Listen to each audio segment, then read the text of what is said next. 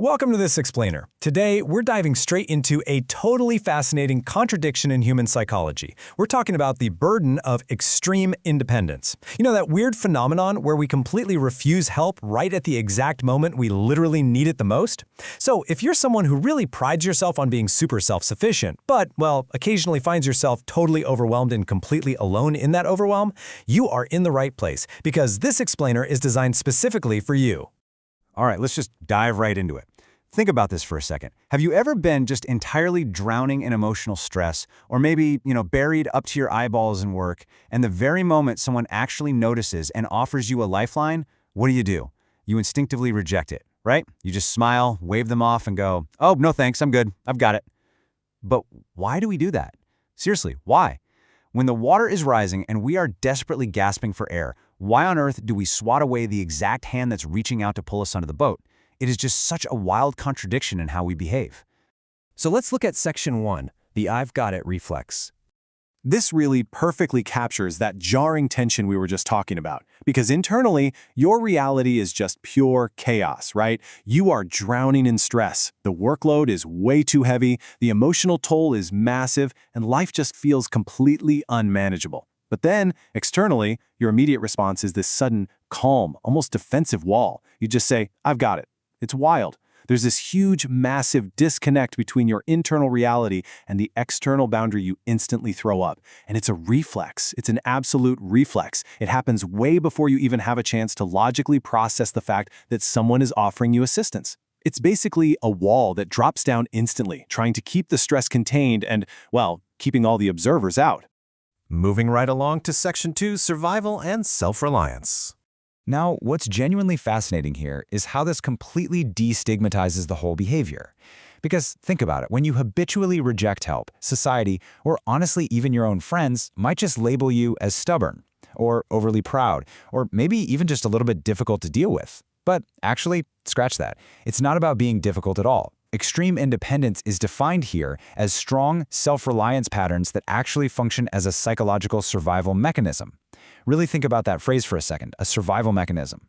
You aren't pushing help away because you're just being stubborn. No, your brain is rejecting help because it truly perceives self-reliance as the only possible way to stay safe. It's a protective shield, and it was most likely developed in response to past environments where, frankly, relying on others just wasn't an option. Or maybe it always ended in disappointment. You basically had to teach yourself that the only person you can truly count on to survive the storm is you. Which brings us to Section 3, the fear of vulnerability. This is really the deepest, most vulnerable core root of why we push people away. So, pushing help away, it's really just a massive avoidance strategy. We are desperately trying to bypass some incredibly intense internal fears here. First off, there's the fear of being a burden to others. For an extremely independent person, just the mere idea of inconveniencing someone else or, adding more to their plate, it just creates this immense crushing guilt. Then second, you have the loss of control. Look, when you do absolutely everything yourself, you completely control the outcome, right? But accepting help means you have to surrender a piece of that control to somebody else. And for a mind that is strictly relying on survival mechanics, surrendering even an ounce of control is just terrifying. And finally, there's the fear of unsafe vulnerability. Because letting someone help you actually requires letting them see that you really need the help in the first place. You literally have to take off your armor. I really want to pause on this quote from the source material for a second, because it carries some major emotional weight. Accepting help feels like an admission of vulnerability that feels unsafe. Wow. I mean, if you are the person who always has it together, the designated fixer of everyone else's problems, admitting that you are actually struggling kind of shatters that whole identity. It feels genuinely dangerous. It completely exposes the fact that you aren't invincible after all.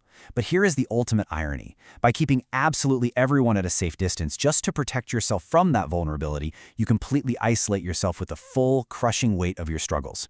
Sure, you remain safe from judgment, maybe, but you're also left entirely alone in the dark. So I want to wrap up our explainer today by leaving you with a pretty powerful thought. I want you to take a really hard look at your own mechanisms of self-reliance and ask yourself, is your independence a strength or is it a shield? Because look, independence is a wonderful, completely empowering trait, right up until it becomes a heavy, isolating barrier that totally blocks you from experiencing real human connection and getting the support you actually deserve.